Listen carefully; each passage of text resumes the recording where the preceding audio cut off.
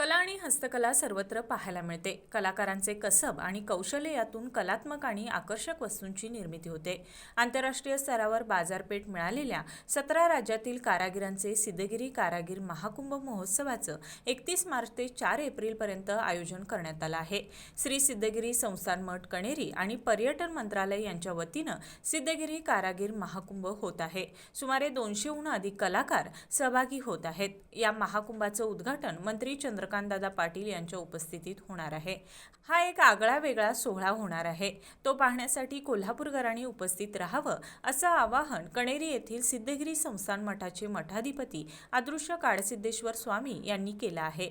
सुमारे 17 राज्यातील राज्य आणि राष्ट्रीय स्तरावर पारितोषिक प्राप्त 200हून अधिक कारागीर कुंभामध्ये आपल्या कलेचं प्रत्यक्षरित्या प्रदर्शन करतील. त्यांच्या कलेतून तयार झालेल्या वस्तू विक्रीसाठी उपलब्ध असणार आहेत.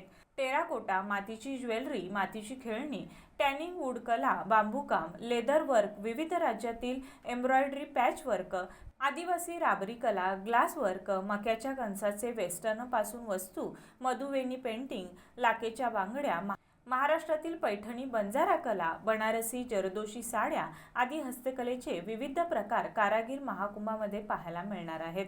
सर्व शैक्षणिक क्षेत्रातील युवक युवतींना हे प्रदर्शन पाहण्यासाठी निमंत्रित केले आहे, जेणेकरून युवक युवती या कलेचं अध्ययन करतील आणि छोटे व्यवसाय सुरू करण्यास त्यांना प्रोत्साहन मिळेल.